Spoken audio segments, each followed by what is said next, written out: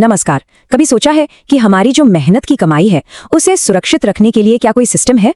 आज हम बात करने वाले हैं भारत के पेमेंट ऑफ वेजेस एक्ट 1936 की।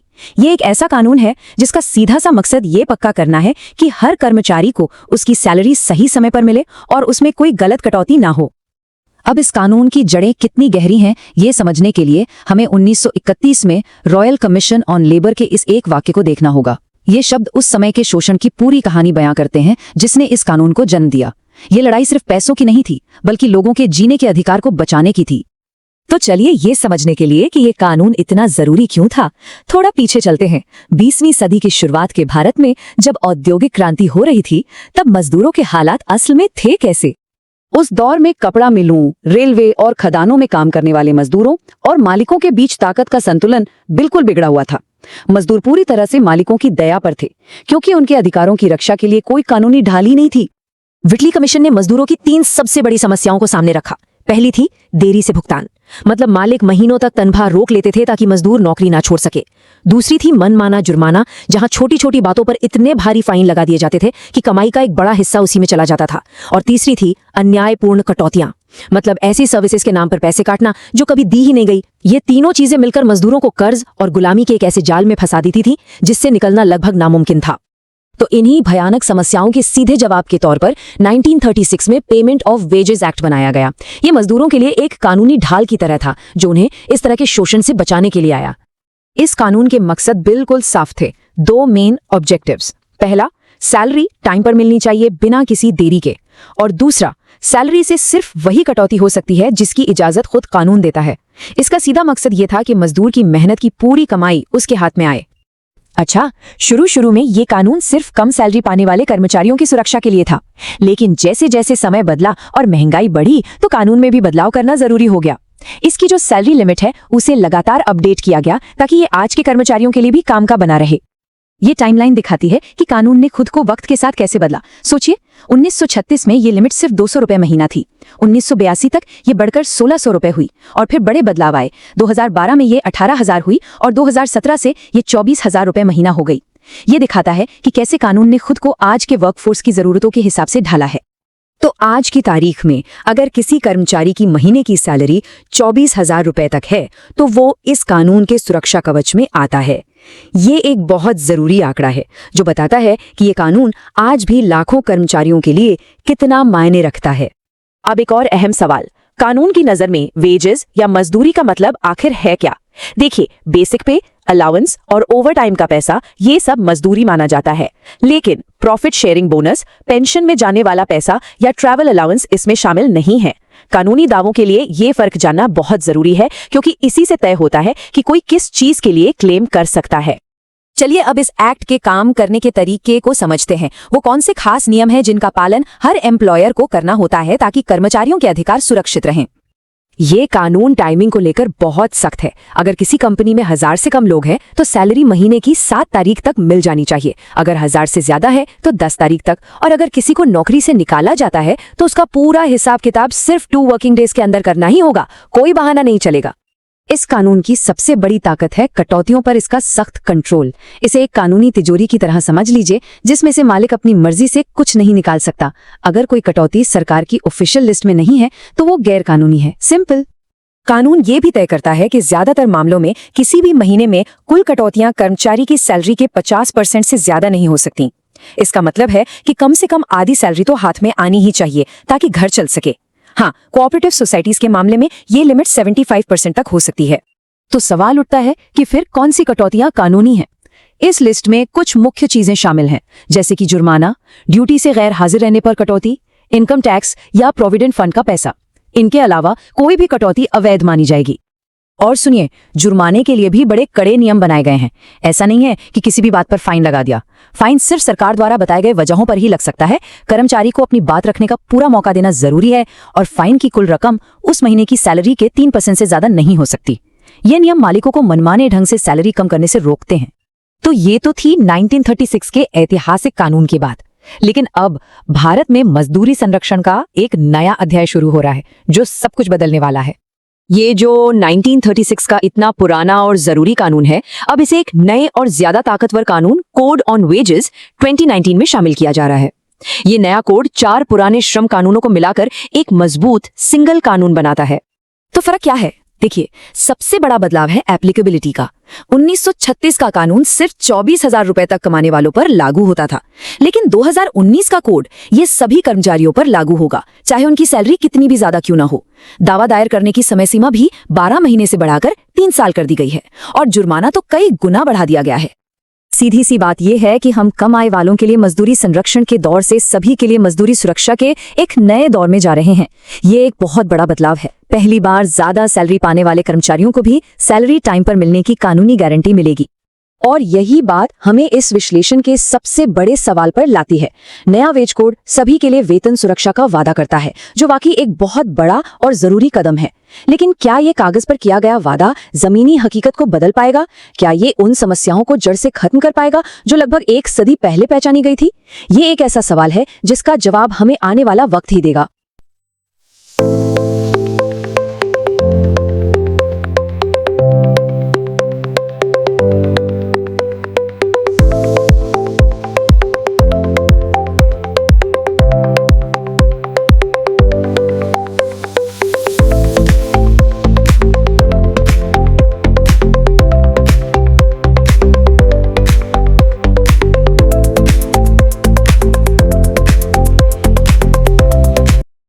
Have you ever really thought about the rules that make sure your salary actually shows up on time and in full? Well, today we're going to unpack a law that's almost 90 years old, but it's still the absolute foundation of paycheck protection in India, the Payment of Wages Act of 1936. Let's dig into how this historic law was born from a crisis and how it's still shaping the way we work today. All right, here's our game plan. We're going to start by jumping in a time machine to see why this law was so desperately needed in the first place. Then, we'll break down the Act's main shield, its strict rules on deductions. After that, we'll look at what happens when those rules get broken, and finally, we'll peek into the future and see what's next for wage security in India. So, to really get why this act was such a game changer, we have to picture what India's industrial world was like before 1936. It was a time of huge growth, for sure, but also a time of huge exploitation. And this quote from the Royal Commission on Labor back in 1931 just hits you, right? They weren't just talking about cutting a bit of pay. They were saying that giving an employer the unchecked power to deduct from wages was basically giving them the power to push a worker below the level of survival. It was a life or death issue. The commission zeroed in on what it called 3 primary evils. First, bosses would just not pay people for months on end. It was a tactic to trap workers, making it impossible for them to quit. Second, fines were out of control. They weren't for discipline, they were basically another revenue stream for the company.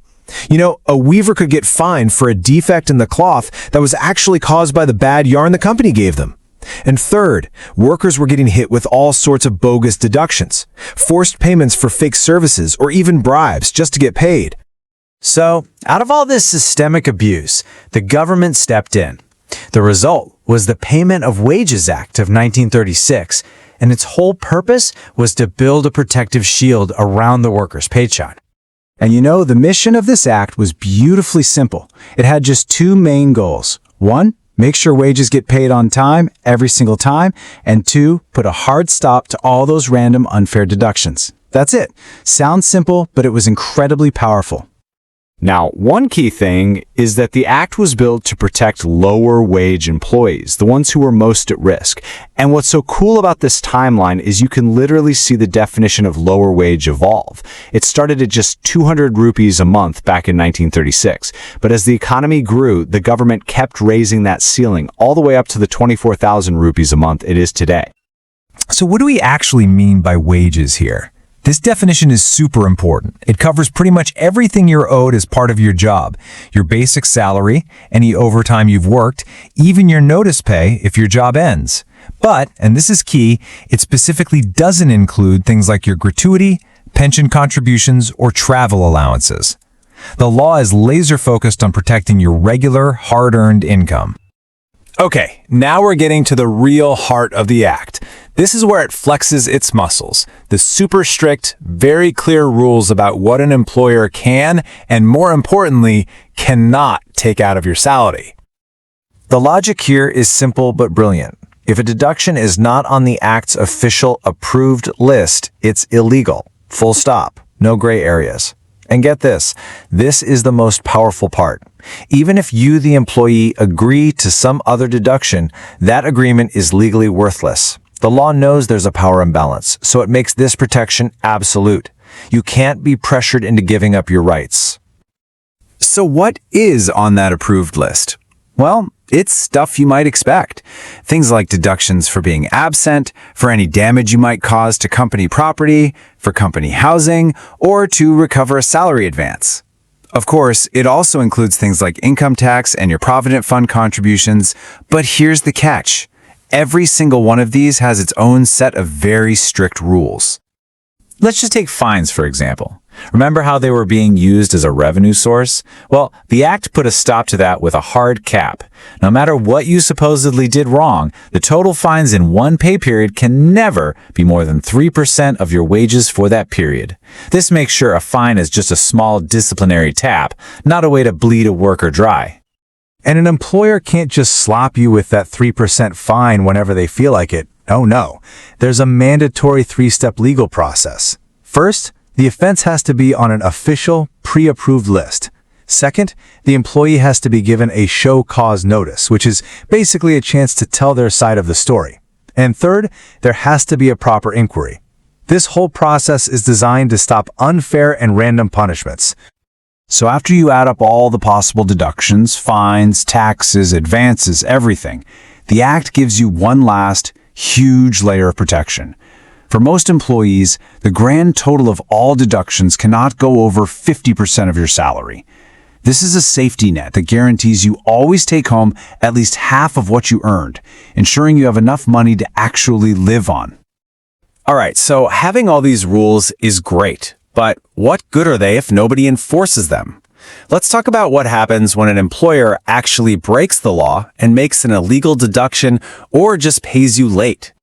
So you can file a claim with the special authority set up by the Act, but there's a really important legal line they can't cross, something called the DiCosta Doctrine. Here's what it means. The authority can handle claims for actual wages, money you are owed right now under your contract, but it cannot handle claims for potential wages. So if you're arguing you should have gotten a promotion and a higher salary, that's a different fight for a different court. This authority is all about getting you the money you've already earned. And yeah, this law has real teeth. For employers who break the rules, the fines for things like late payment or illegal deductions can go up to 7,500 rupees. But look at that last row. That's the real kicker. If an employer does the same thing again within 5 years, the penalties get way more serious. We're talking a much bigger fine and the possibility of jail time from 1 to 6 months. For decades, the 1936 Act has been an absolute pillar of Indian labor law, but things are changing.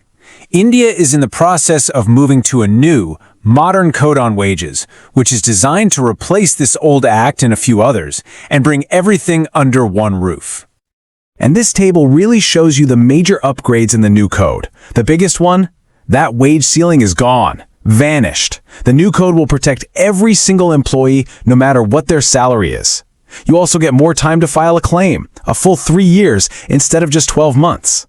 And the whole definition of wages is being simplified, and the role of the government inspector is changing from just being a cop to also being a facilitator, helping companies comply.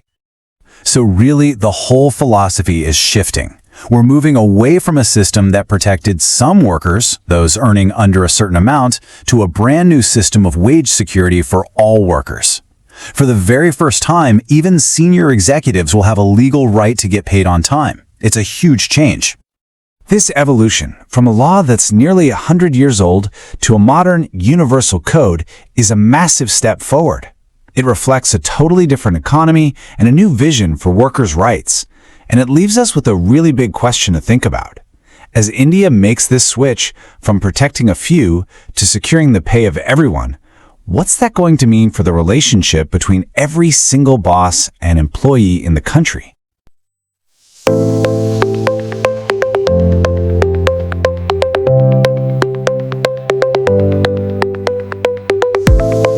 कल्पना कीजिए कि आपकी तनख्वाह 2 महीने देर से आए, या फिर उसमें से आधी ऐसी कटौतियों में चली जाएं जिनके बारे में आपने कभी सुना भी नहीं। ये तो सोचना भी मुश्किल है। आज के समय में मुश्किल है, लेकिन 1936 से पहले भारत में लाखों मजदूरों के लिए ये रोज की हकीकत थी। बिल्कुल। और देखिए, ये सिर्फ पैसे की बात नहीं थी, ये एक तरह से मजदूर को मनोवैज्ञानिक रूप से तोड़ने का एक तरीका था। अच्छा। हाँ, तनख्वाह रोकना मतलब उसे बंधक बनाना था। मनमाना जुर्माना लगाना मतलब उसे ये महसूस कराना था कि भाई तुम्हारी कोई गलती ना होने पर भी तुम दोषी हो। मतलब ये सिर्फ आर्थिक शोषण नहीं था, ये एक तरह से सम्मान का भी हनन था। आपने बिल्कुल सही पकड़ा। और यहीं से आज की हमारी बातचीत की नींव रखी जाती है पेमेंट ऑफ वेजेस एक्ट 1936। ये कानून सिर्फ ये पक्का करने के लिए नहीं था कि पैसा मिल जाए। इसका जो असली मकसद था वो था मजदूरी की अखंडता की रक्षा करना, उसकी सैंक्टिटी को बचाना। मतलब आपकी मेहनत की कमाई जी पूरी, बिल्कुल, बिना किसी मनमानी कटौती के और सही समय पर आपके हाथ में आनी चाहिए। एग्जैक्टली। और ये कानून तब आया जब भारत का आर्थिक मॉडल भी बदल रहा था। हाँ, हम लेसे फेयर से, मतलब सरकार कोई दखल नहीं देगी वाली सोच से एक कल्याणकारी राज्य की तरफ बढ़ रहे थे। हाँ, सरकार एक रेफरी की तरह मैदान में उतर रही थी। इसकी शुरुआत हुई royal commission on labour in India, जिसे व्हिटली कमीशन भी कहते हैं, उसकी रिपोर्ट से। अच्छा। उन्होंने ही इन 3 बुराइयों को उजागर किया था: भुगतान में देरी, मनमाना जुर्माना और अनधिकृत कटौतियां। कमीशन ने साफ कहा था कि अगर भारत को एक औद्योगिक ताकत बनना है तो मजदूर के वेतन के पैकेट को हर हाल में सुरक्षित रखना होगा। तो आज हम इसी ऐतिहासिक कानून की परतों को खोलेंगे। ये सफर 1936 से शुरू होगा और हमें आज के दौर में आने वाले नए वेज कोड तक लाएगा। जी। हम देखेंगे कि एक मजदूर का वेतन जो कभी मालिक की मर्जी पर था, जी, वो कैसे एक कानूनी अधिकार बना। चलिए इसी सफर पर आगे बढ़ते हैं। चलिए। तो सबसे पहला सवाल तो यही उठता है कि ये सुरक्षा कवच, ये कानून असल में है किसके लिए? क्या ये हर नौकरी करने वाले पर लागू होता है? नहीं, शुरुआत में इसका दायरा काफी सीमित था। ये कानून मुख्य रूप से कुछ खास उद्योगों के लिए बनाया गया था, जहां आप कह सकती हैं शोषण सबसे ज्यादा था। जैसे कारखाने हो गए, रेलवे, खदानें, बागान और कंस्ट्रक्शन साइट्स। मकसद था सबसे कमजोर तबके को बचाना। और इसमें एक वेतन सीमा की भी शर्त थी, है ना? मुझे लगता है कि 1936 में तो ये रकम बहुत ही कम होगी। बहुत कम। 1936 में ये सीमा सिर्फ 200 रुपए प्रति माह थी। सिर्फ 200 रुपए? जी। जाहिर है समय के साथ महंगाई को देखते हुए इसे कई बार बढ़ाया गया। अगस्त 2017 में जो आखिरी संशोधन हुआ, उसके हिसाब से ये वेतन सीमा है 24,000 रुपए प्रति माह। एक मिनट, 24,000? जी, 24,000। मतलब आज के समय में खासकर मुंबई या दिल्ली जैसे शहरों में ये तो बहुत कम नहीं है। ये एक बहुत ही जायज सवाल है। ये तो कई एंट्री लेवल जॉब्स की सैलरी है। तो क्या ये सीमा इस कानून को थोड़ा कमजोर नहीं बना रही है? देखिए, इसके पीछे की जो मूल सोच थी वो ये थी कि जो लोग इस सीमा से ज्यादा कमाते हैं उनके पास बेहतर सौदेबाजी की शक्ति होती है और कानूनी मदद लेने के संसाधन भी होते हैं।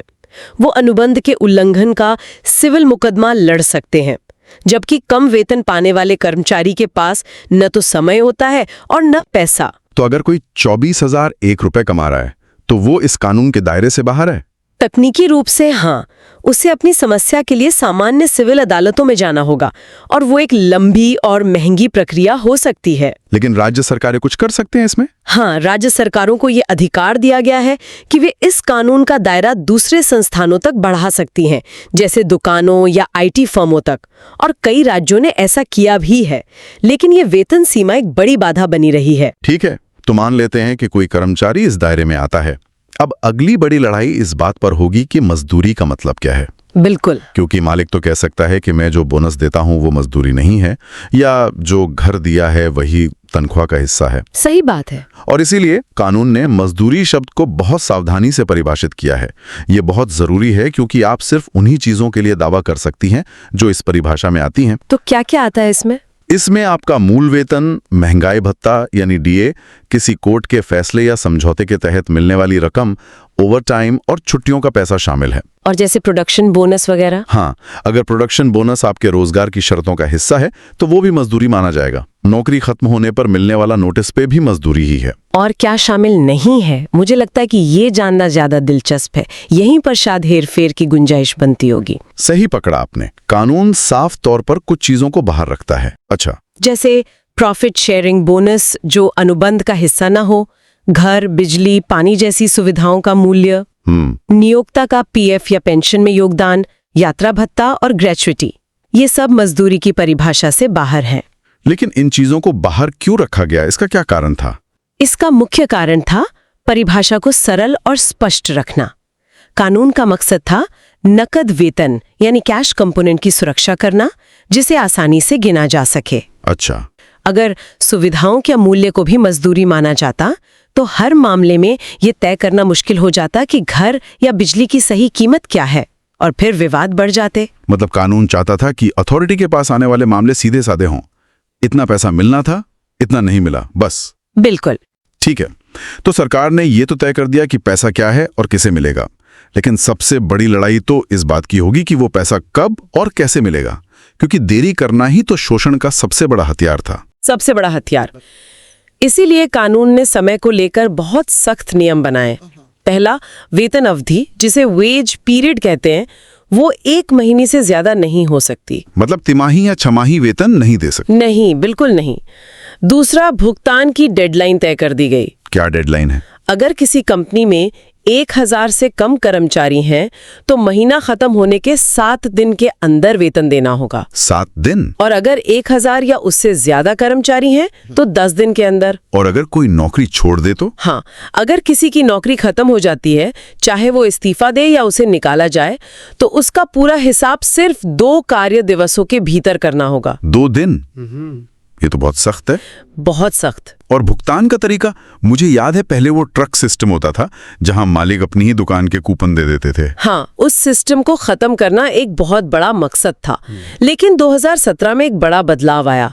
अब मालिक नकद, चेक या सीधे बैंक खाते में वेतन जमा कर सकते हैं। इसमें सबसे बड़ा बदलाव ये था कि अब बैंक ट्रांसफर के लिए कर्मचारी की सहमति की जरूरत नहीं है ना? जी। क्या इससे कर्मचारी के हाथ से थोड़ा नियंत्रण नहीं चला गया? एक तरह से हाँ, लेकिन इसके पीछे सरकार की सोच बड़ी थी। इसका मकसद था डिजिटल अर्थव्यवस्था को बढ़ावा देना और हर भुगतान का एक ऑडिट ट्रेल बनाना। Audit trail? हाँ, जब पैसा बैंक में आता है तो ये एक पक्का सबूत बन जाता है कि आपको कितना वेतन मिला। इससे वो धोखाधड़ी रोकना आसान हो गया, जहां कागज पर ज्यादा वेतन दिखाकर हाथ में कम दिया जाता था। तो ये एक तरह का ट्रेड ऑफ था। जी, थोड़ी सी स्वायत्तता गई, लेकिन पारदर्शिता और सुरक्षा बढ़ गई। ठीक है, तो अब तक हमने ये तय कर लिया कि पैसा कब और कैसे मिलेगा, लेकिन कहानी का असली हिस्सा तो अब शुरू होता है। जब पैसा हाथ में आने वाला हो तो मालिक उसमें से अपनी मर्जी से कितना काट सकता है। यहीं पर शायद कानून की असली परीक्षा होती होगी। बिल्कुल, और यही इस कानून का दिल है। धारा 7 जो अधिकृत कटौतियों यानी ऑथराइज्ड डिडक्शंस के बारे में है। अच्छा। कानून की शुरुआत एक बहुत मजबूत लाइन से होती है, मजदूर के वेतन का भुगतान बिना किसी कटौती के किया जाएगा। फिर वो कहता है, सिवाय उन कटौतियों के जो इस कानून द्वारा अधिकृत है। मतलब अगर कोई कटौती उस लिस्ट में नहीं है तो वो पूरी तरह से अवैध है, भले ही कर्मचारी उस पर राजी क्यों ना हो जाए। हाँ, ये बहुत जरूरी बात है। अगर कर्मचारी लिखित में भी किसी अनधिकृत कटौती के लिए सहमत हो जाए तो वो समझौता कानून की नजर में शून्य है, अमान्य है। ये तो एक मजबूत सुरक्षा कवच है। बहुत मजबूत। मेरे पास एक केस आया था जहां एक मालिक में कर्मचारियों के वेतन से ऑफिस में एसी चलाने का खर्च काटना शुरू कर दिया था। क्या बात है। जाहिर है ये पूरी तरह से अवैध है, लेकिन ये दिखाता है कि मालिक कितने रचनात्मक हो सकते हैं। वाकई। तो इस अधिकृत लिस्ट में क्या क्या शामिल है? इस लिस्ट में है जुर्माना, ड्यूटी से गैर हाजिर रहने पर कटौती, कर्मचारी की लापरवाही से कंपनी के सामान को हुए नुकसान की भरपाई, कंपनी द्वारा दिए गए घर का किराया, इनकम टैक्स, पीएफ और अदालत के आदेश पर होने वाली कटौती। लेकिन हर कटौती के लिए भी सख्त नियम है। जुर्माने वाले नियम दिलचस्प लगते हैं। ये तो बहुत मनमाने हो सकते थे। कानून ने इसे बहुत सख्ती से नियंत्रित किया है। पहली शर्त, जुर्माना सिर्फ उन गलतियों के लिए लग सकता है जिनकी लिस्ट पहले से नोटिस बोर्ड पर लगी हो। अच्छा, पहले से बताना होगा। जी। दूसरी, जुर्माना लगाने से पहले कर्मचारियों को अपना पक्ष रखने का मौका यानी कारण बताओ नोटिस देना ही होगा। और पैसे की कोई सीमा है? हाँ, 1 महीने में कुल जुर्माना वेतन के 3% से ज्यादा नहीं हो सकता। सिर्फ 3%? जी। और 15 साल से कम उम्र के बच्चे पर कोई जुर्माना नहीं लग सकता। और सबसे जरूरी बात, जुर्माने से जमा हुआ पैसा मालिक की जेब में नहीं जाएगा, उसे सिर्फ कर्मचारियों के कल्याण के लिए ही खर्च किया जा सकता है। ये सुनने में तो बहुत अच्छा लगता है, पर क्या इसे लागू करना वाकई मुमकिन है? इसका हिसाब कौन रखता है कि पैसा कल्याण पर ही खर्च हो रहा है? ये एक व्यवहारिक चुनौती है, इसमें कोई शक नहीं। इसके लिए लेबर इंस्पेक्टर जिम्मेदार होते हैं जिन्हें रिकॉर्ड की जांच करनी होती है। लेकिन छोटे संस्थानों में इसे लागू करवाना आज भी एक मुश्किल काम है। फिर भी कानून में इसका प्रावधान होना ही अपने आप में एक बड़ी बात है। ठीक है, तो ये तो हुई जुर्माने की बात। अब मान लीजिए मैं एक मिल में काम करता हूं और मुझसे एक मशीन टूट जाती है जिसकी कीमत 5,000 रुपए, मेरी तनख्वाह 20,000 रुपए, तो क्या मालिक मेरे वेतन से सीधे 5,000 रुपए काट सकता है? नहीं, बिल्कुल नहीं। यहीं पर कानून का एक और सुरक्षा उपाय सामने आता है। क्या है वो?